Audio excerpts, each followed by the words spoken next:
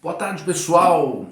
Hoje eu venho trazer um vídeo para vocês sobre uma temática que talvez possa ser encarada aí como polêmica, mas com certeza muito sensível. É sobre um incômodo filosófico que eu tenho de há muito, mas ainda não falei sobre. Estava esperando um momento, né, propício para falar. E acho que esse momento chegou, né? Tanto acho que estou aqui fazendo o vídeo. Mas antes de entrarmos aí no mérito, se você acompanha o nosso trabalho aí pelo YouTube, peço que você se inscreva no canal J Literato, né? Compartilhe este vídeo aqui com o seu círculo de amizades, né? Acione aquele sininho, né, de notificação dos conteúdos, aquele protocolo todo, né? Gente, vamos lá, vamos para o que interessa. Bom, vou fazer uma pergunta para vocês. Vocês já se depararam com a seguinte situação? Uma pessoa, pode ser inclusive você, né, que ostenta uma fé, né, uma crença, obviamente transcendente, supranatural, seja no cristianismo, seja no budismo, no hinduísmo, seja lá o que for.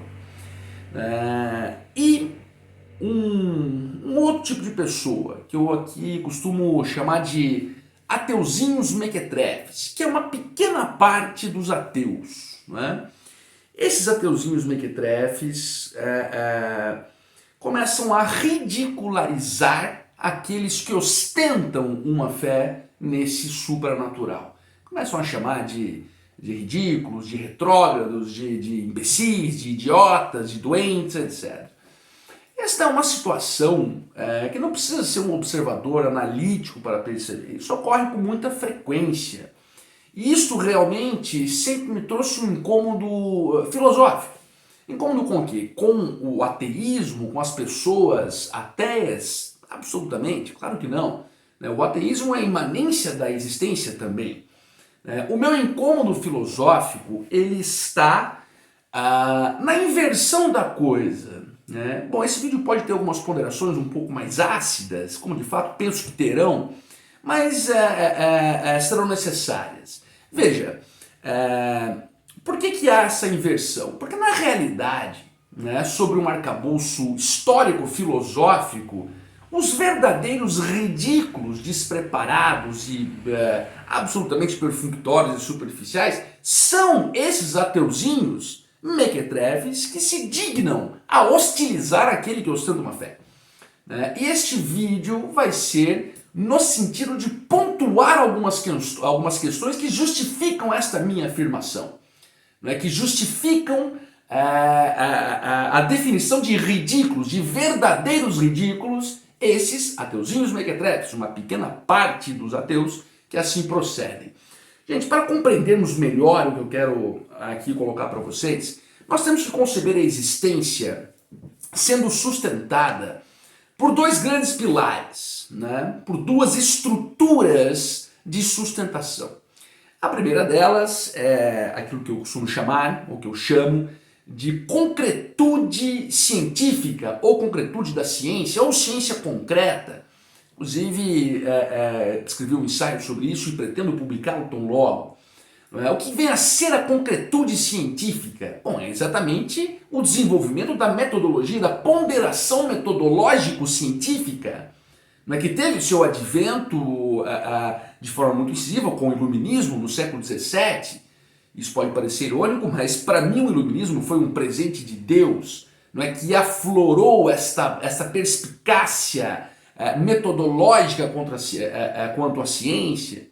E percebam que aqui cabe uma informação, que inclusive acaba até induzindo algum erro conceitual, que a ciência, a concretude da ciência, ela não possui como sua finalidade primeira fixar a verdade, né? Ela se preocupa em ponderar hipóteses de forma metodológica, né? E como eu disse, o advento mais incisivo dessa concretude científica foi com o iluminismo no século XVII, e de grande valia para o mundo, de grande importância para o mundo, né?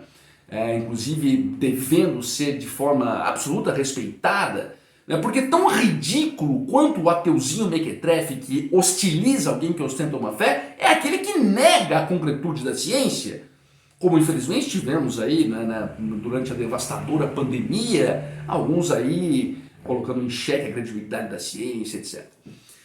Este, portanto, é o primeiro supedâneo, é o primeiro pilar estrutural da existência, a concretude da ciência. Agora, um outro pilar fundamental da existência, e que parece que este pilar, né, sobre o qual eu vou discorrer agora, os ateuzinhos mequetrefes desconhecem, desprezam, não sabem do que se trata, pelo menos é o que parece, é o pilar da metafísica. Portanto, temos o pilar da concretude científica e o pilar da metafísica como sustentáculos da existência. O que vem a ser metafísica? Vamos puxar aqui pela etimologia do grego, meta, aquilo que transcende, que vai além, que supera física, a própria física, o natural, aquilo que a nossa lógica pode observar e pode definir. Portanto, a metafísica é o componente que supera a nossa capacidade de avaliação pura, a nossa capacidade de avaliação definitiva. Né? E perceba que a metafísica é o elemento estrutural mais antigo da existência, né? Porque ela existe muito antes daquilo que podemos definir como início da existência, até porque isso é impossível justamente pela própria metafísica. Né?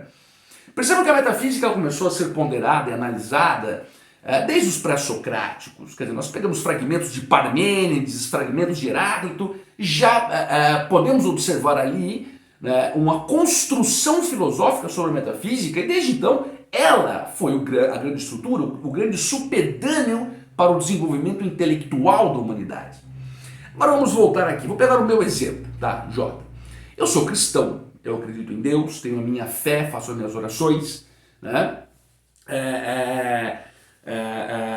E quando eu exerço esta minha fé, né, uma fé bem analítica, bem verdade, mas uma fé muito, graças a Deus, muito pungente, quando eu exercito esta minha fé em Deus, eu estou exercendo um componente metafísico, é óbvio. Eu não posso ver Deus, né? Eu não posso ponderar logicamente sobre Deus. Né? Eu tenho uma crença em Deus, um sentimento em relação a Deus, que é um sentimento metafísico. Né? Agora vejam, porque eu disse que aqueles ateuzinhos mequetrefes parecem desprezar essa estrutura da existência? Né? Quando chamam de ridículos, quando chamam de retrógrados, quando chamam de pobres, de doentes, aqueles que ostentam uma fé, eles estão desprezando a própria metafísica, que é a origem estrutural da própria existência. Né? Portanto, essa compreensão é de fundamental importância para que não nos exponhamos ao ridículo. Aqui eu digo nos exponhamos, mas estou me referindo aos ateuzinhos mequetrefes, que acabam se expondo ao ridículo, ao mais vexaminoso ridículo, ao desprezarem a metafísica. Veja, Augusto Comte, gente, dizia uma coisa muito interessante. Ele dizia o seguinte: a vida dos vivos é norteada pelas ideias de filósofos mortos. Portanto, a grande base estrutural da existência está na filosofia. E perceba que esta mesma filosofia sempre foi ancorada pela própria metafísica, que é o componente que os ateuzinhos mequetrefes desprezam. Né? Como eu disse no começo, você pode pegar desde os pré-socráticos e ir avançando até e passando, obviamente, pela questão pelos socráticos, Sócrates, Platão, Aristóteles, depois pelos estoicos, né, ali como Zenão, como Cleanto, como Diógenes e etc. e tal. Chegando até o idealismo alemão com Immanuel Kant, um dos grandes nomes da filosofia universal. Você, ateuzinho mequetrefe, já leu a Crítica da Razão Pura? Já leu a Crítica da Razão Prática? Já leu a Metafísica dos Costumes de Kant? Kant basicamente diz que nós não temos condições de conhecer as coisas em si. Vivemos em um arcabouço representacional, portanto metafísica. Né?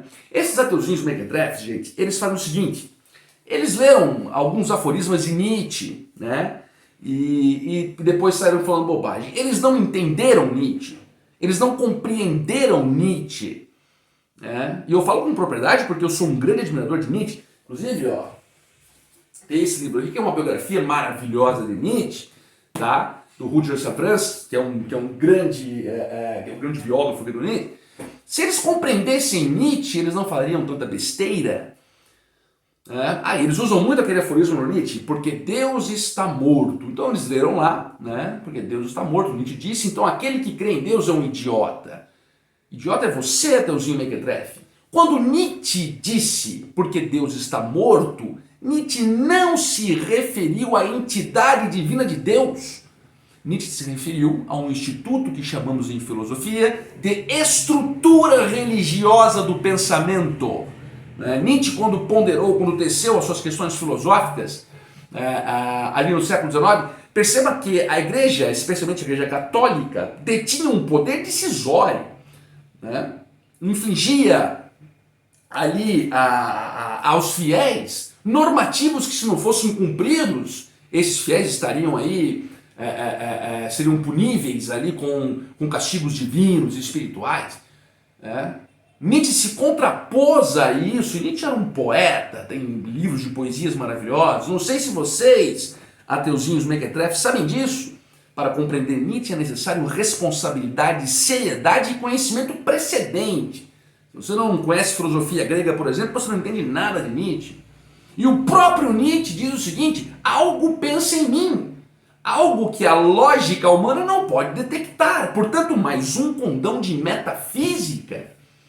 Metafísica esta desprezada pelos ateuzinhos mequetrefes.